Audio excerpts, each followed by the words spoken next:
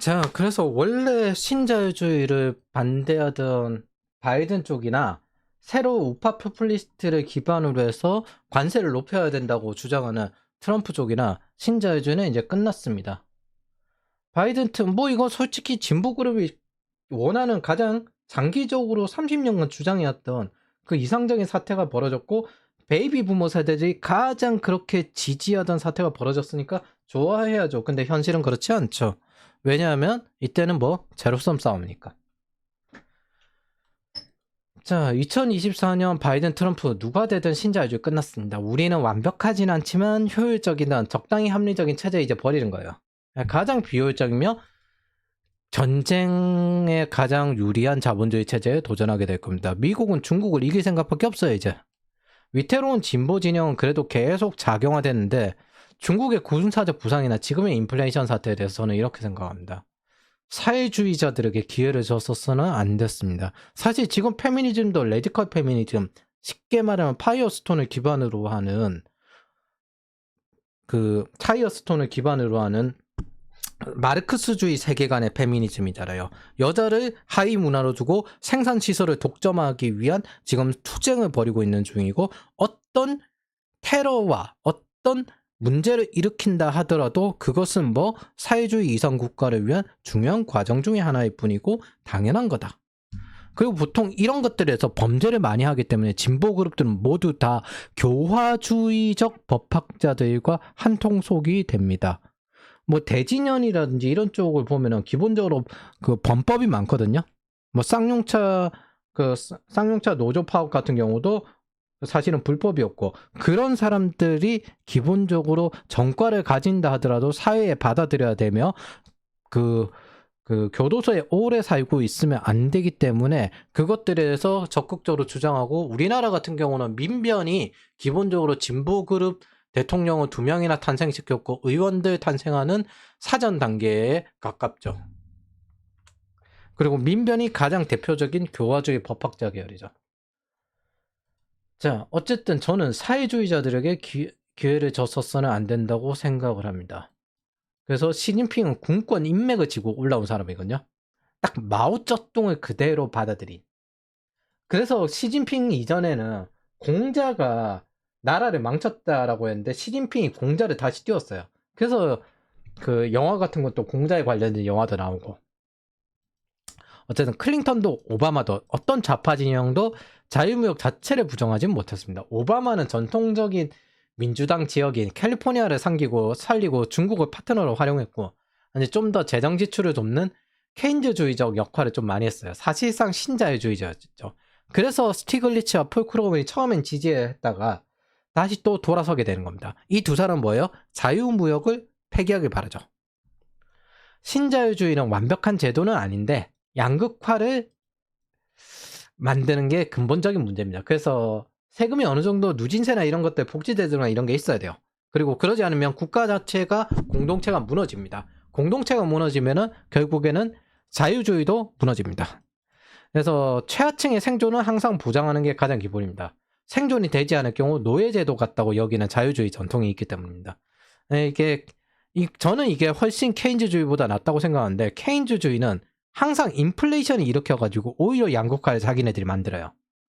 포퓰리즘에 실제로 지금 우리가 이거 겪고 있는 게 20대와 중장년층의 부동산과 소득의 격차가 늘어나고 있잖아요. 그런데 20대를 도와주려고, 청년층을 도와주려고 하니까 왜 청년층만 도와주냐 하고 있는 지금 이제 세대 싸움이 되어버렸습니다. 그래서 케인즈주의는 인플레이션을 일으키는 것 첫 번째, 포퓰리즘에 막간 윗세대가 아랫세대를 질서로서 착취합니다. 사회주의 정도 되면 어느 정도 수준까지 가면 A씨 다 같이 죽자라고 하면서 그 아르헨티나의 막 장기 매매까지 합법화하는 그 대통령 있잖아요. 그거 지지하는 게 젊은 층이 지지를 하는 거죠. 이게 제로섬, 마이너스섬이 되어버리기 때문입니다. 케인즈주의의 가장 기본적인 건 정부의 돈을 어떻게 받아내느냐, 정부의 돈을 어떻게 슈킹하느냐가 메인이기 때문에. 그래서 정부 자금이 줄어들면 거기에서 별의별 이슈가 다 나옵니다. 그리고 자신들의 자식 세대가 나올 때 극렬하게 또 이게 자신들의 자기식 세대가 빨대를 밟을 때 극렬하게 반대합니다. 케인즈주의는 이건 그냥 간단히 말해서 빨대예요, 빨대. 세대별 질서를 유지하고 은퇴하고 다음 세대가 받을 때까지 기다려 국가가 책임져 줄게 세금 더 내라는 거예요. 그 다음 세대에 계속 떠넘기는 거예요. 그걸 전 세계에서 제일 잘하는 국가가 일본입니다. 전 세계에서 케인즈주의가 제일 발달한 국가가 일본이라고요. 케인즈주의에 대해서 제대로 이야기하려면 루즈벨트까지 거슬러 가야 되기 때문에 여기서 생략을 하는데 언젠가는 이게 기회가 있을 거라고 생각해요. 이 상황에서 화폐 가치가 무너지고 부동산으로 가진 윗세대들만 즐겁게 오는데 이걸 20대들의 젊은 층들에게는 부담만 계속 증가되고 막 그냥 완전 계급장 떼고 그 싸우고 싶거든요. 경제적으로. 그러다 보니까 열받아서 그 대표적인 예가 아르헨티나의 밀레이를 선출한 게 이런 사례죠. 여기는 사회주의죠, 사회주의. 예. 아르헨티나의 밀레이를 미쳤다고 표현하는데 저는 동의합니다. 근데 좌파 문화가 다양하면서 검열과 억압을 하고 이 계속 이렇게 퍼주는 포퓰리즘 자체가 기본적으로 사회주의 진영의 케인즈주의와 사회주의 진영이 지금 현재 좌파 그룹을 한데 묶여있기 때문에 사회주의 진영의 표를 얻기 위해서잖아요. 그래서 검열과 억압을 하고 갑자기 위험성을 과도하게 말하면서 락다운을 하고 연고 바를 때도 10년 테스트를 해요. 10년 테스트를 하는데 백신을 갑자기 몇 개월 테스트하면서 전 인류 실험을 하면서 마약을 퍼뜨리는 터뜨린 진보 진영 문화들은 지금 안 미쳤냐 이걸 생각을 해보면은 뭐 그냥 또이또이하네? 거기서 뭐 똑같이 미쳤네? 지금 요즘 나오는 책이 이거든요. 결국 백신 가지고 뭔가 달라진 건 없었다. 마법은 없었다. 그러면서 여러 가지 부작용에 대해서 지금 뒤늦게 찾고 있거든요. 혁명적 사회주의를 이야기하면서 자유무역과 자본주의를 폐기시키는 게 목적이고 반복적으로 경제 사고를 일으키면서 책임 회피를 하다 못해 상대 진영을 탓을 하고 그게 통하고도 살아남아요. 매번 포퓰리즘 때문에. 이게 안 미쳤냐고요. 의도적입니다. 기본적으로 진보 그룹이 사회주의에 함께 있다는 건 혁명적 사회주의를 이야기한다는 뜻이고 자본주의 폐기를 요구하는 겁니다. 여기에 무슨 자유무역이 있어요. 자유무역이 폐기된 걸 오히려 장기간에 주장을 해왔고 지금 상태는 그 진보 그룹이 장기간 주장한 게 이루어진 상태라고 보면 됩니다. 이건 철저하게 정치 싸움입니다. 대부분 사람들은 이러한 정치 진영 논리를 알고 싶어 하지 않죠. 이념 논쟁이 잘못됐다고 이야기하는 이유 자체가 이것 때문입니다. 왜?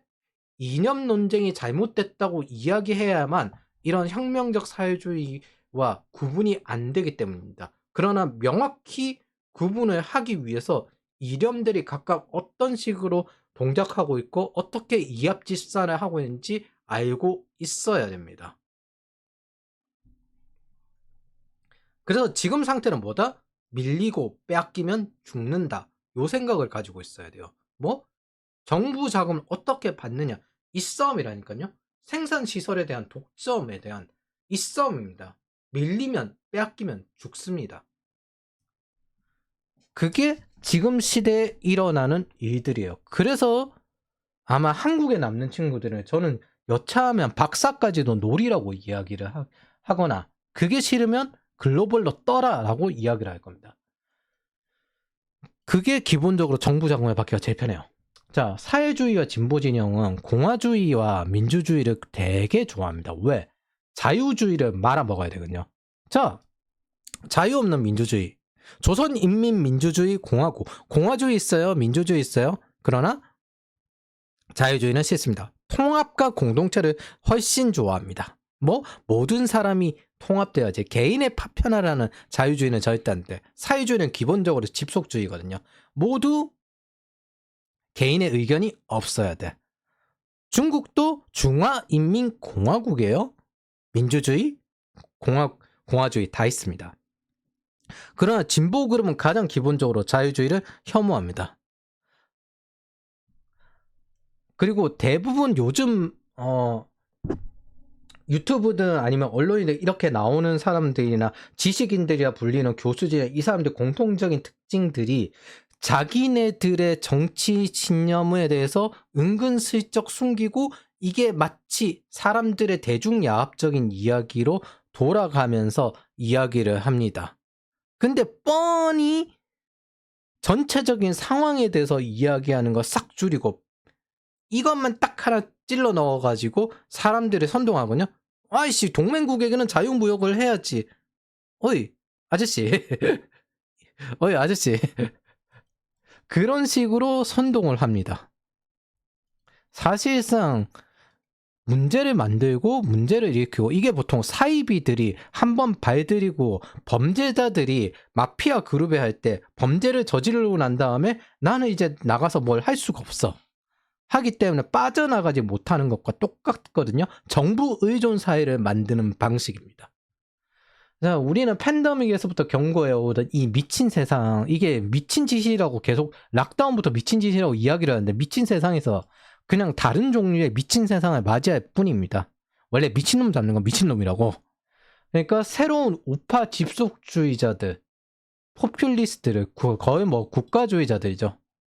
자, 진보 진영이 그토록 원하던 신자유주의는 끝났으니까 이건 철저하게 진보 진영이 좋아하는 상태라고 기억을 하시면 됩니다. 이제 이 다음에 진보 진영은 두 가지로 갈릴 거야. 자본주의를 폐기하는 사회주의자들과 자본주의를 추구하는 자본주의자들과.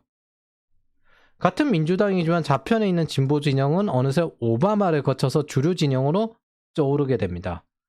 과거로 이야기하면 좌파 포퓰리스트라고 말할 수준이에요. 사회주의 이슈가 강해지고 이제 중도에서 멀어졌죠. 거의 사회주의가 훨씬 강해졌죠. 로버트 라이시, 폴 크루만, 스티글리츠가 이론적 기반을 제공했습니다.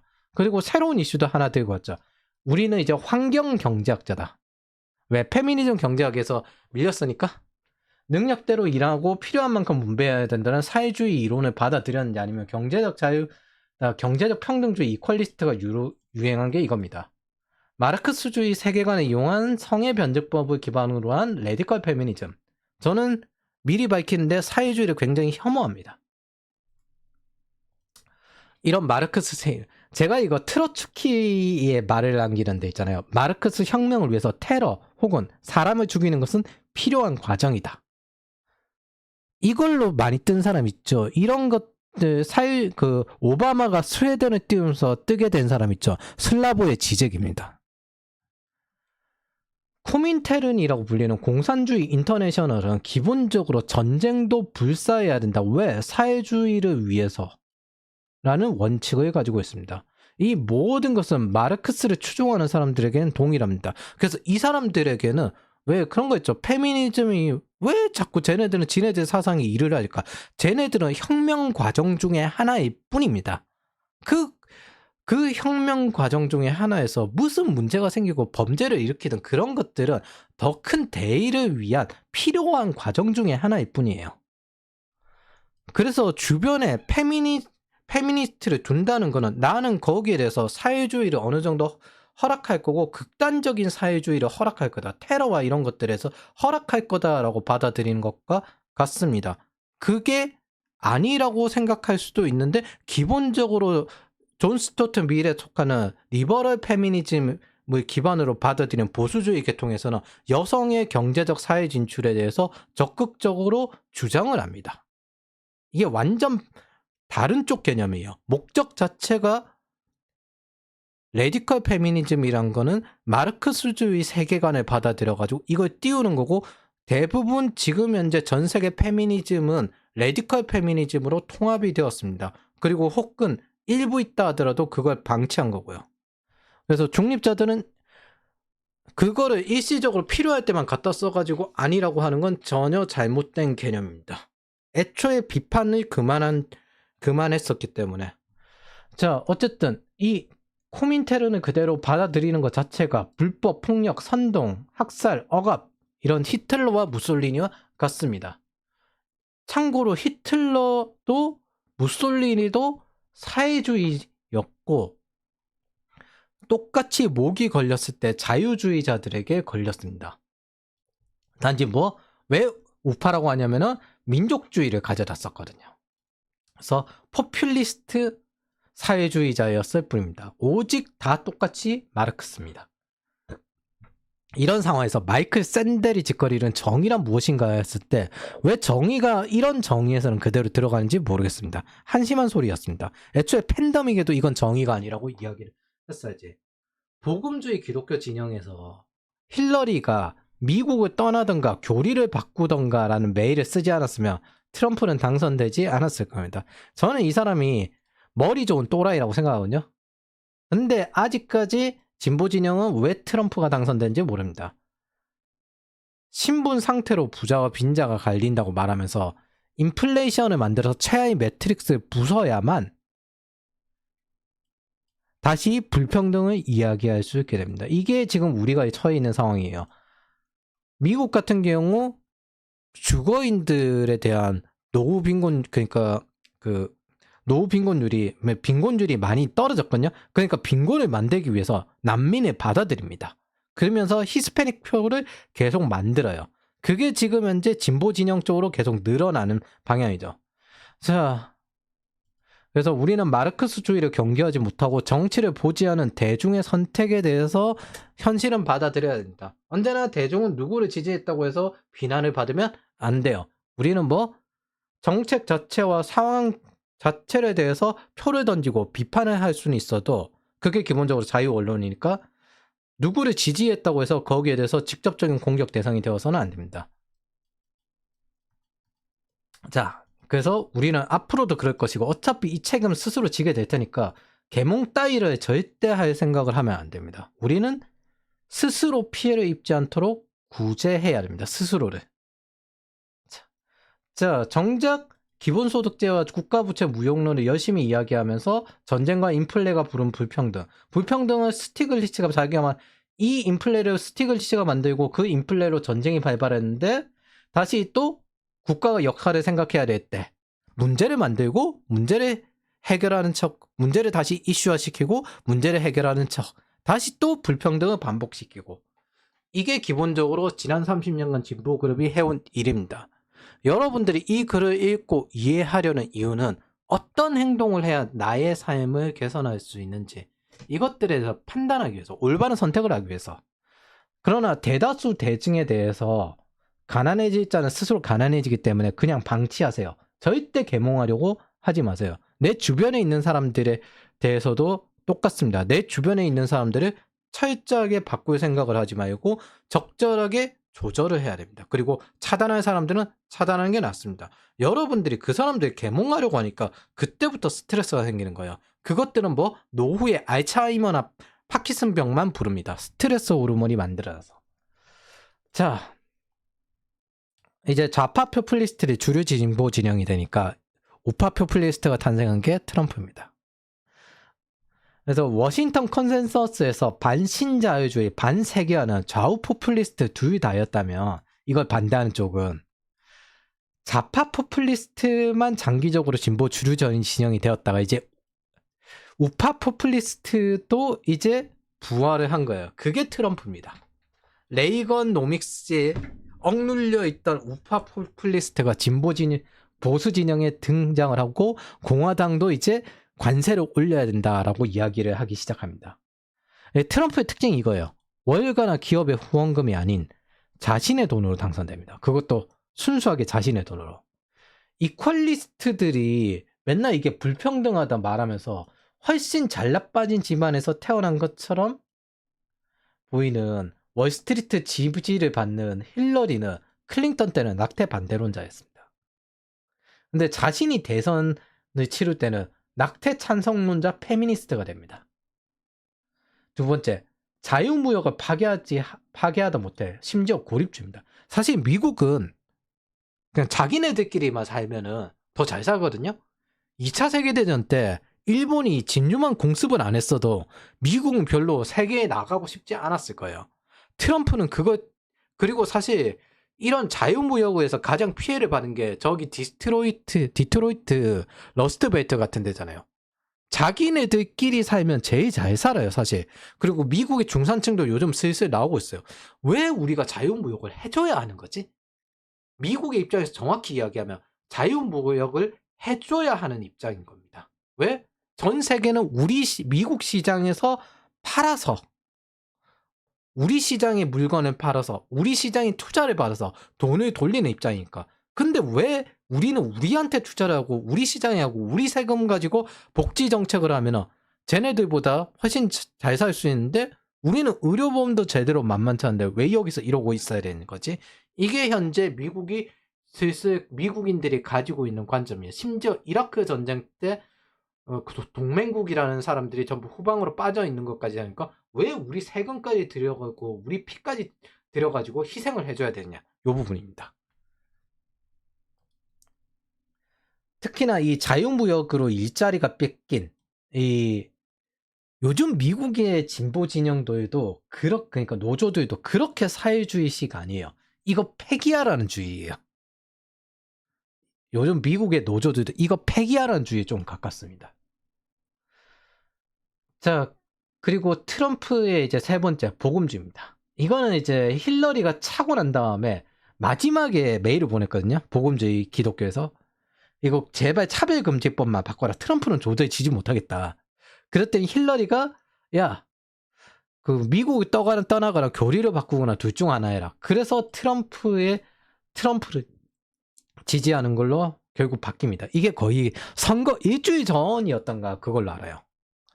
그래서 차별금지법은 종교의 자유와는 완전히 반대되는 거였습니다. 오바마는 이걸 통과시켰죠. 자, 그러면 이제 낙수효과는 들어봤습니다. 분수론자, 케인즈주의자들은 이것들에서 또 갑자기 비판합니다. 이게 트럼프가 하는 말들이 자기네들 지지해왔던 것들과 같거든, 경제적으로는. 그리고 월가 후원금이 아닌 자기 돈으로 당선된 것도 자기네들 지지한 것들과 같거든요. 로버트 라이시, 분수효과 주장자죠. 이 사람 분수효과로 서프라임이 생겼고 2022년 인플레이션도 났죠. 폴 크로머는 부동산 법을 일으키려 주장해 서프라임 일으킨 대상이면서 그걸 잡으려고 하는 거는 버블이라 이야기하고 적극적으로 주장하지 않았죠. 2022년 재정무역론을 주장해서 지금 인플레이션을 낸 2연속 주범입니다. 저는 이거 주범이라고 봐요.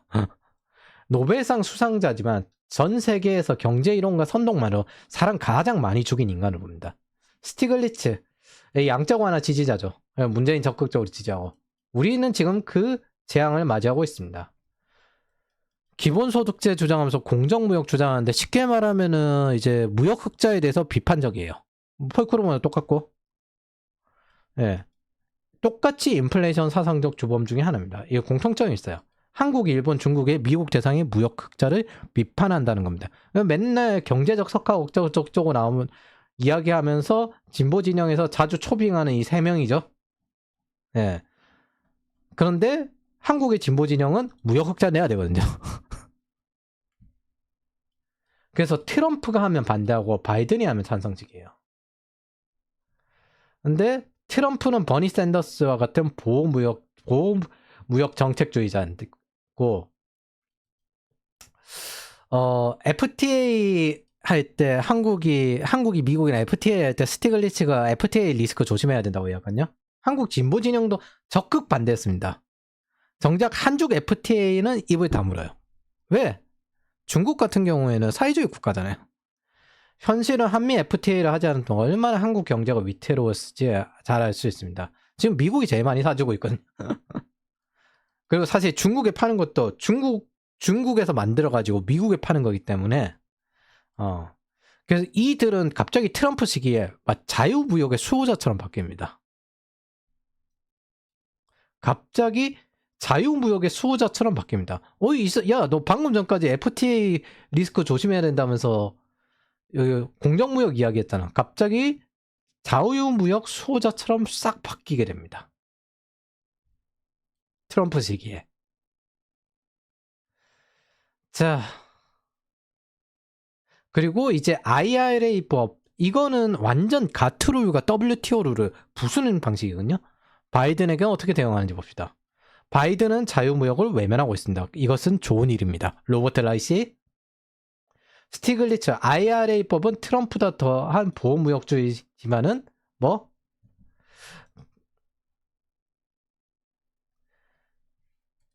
여기 있구나. 인플레이션 감소법이 중요한 이유.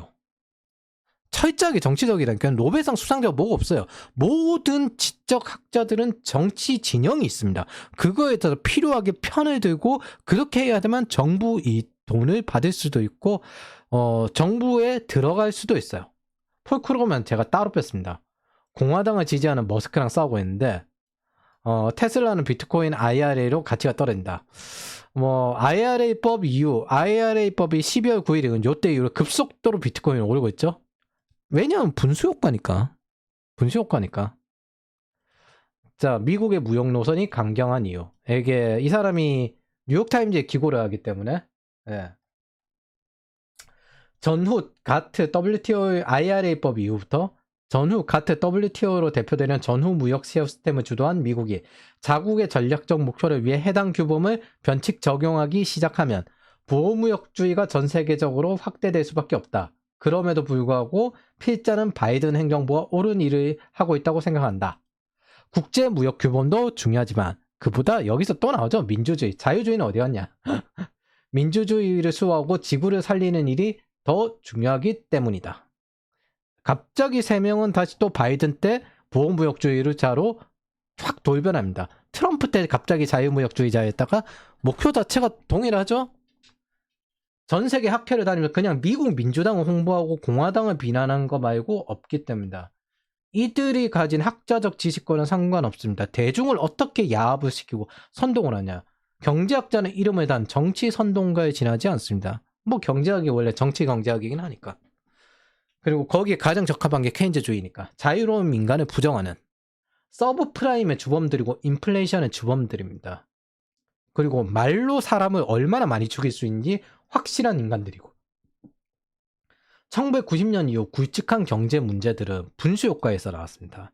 정부 재정을 방만하게 운영하면서 나왔다는 걸 다시 한번 확인하면서 그 포퓰리즘은 쉽게 청산되지 않고 터졌을 뿐입니다. 세계적 경제학자가 아니라 세계적 정치인일 뿐입니다. 진보 네트워크를 적극적으로 활용하는 정치인, 노벨상을 받은 정치인. 슈페터 경제학자들은 대부분 경영학으로 넘어왔거든요. 자유로운 민간으로.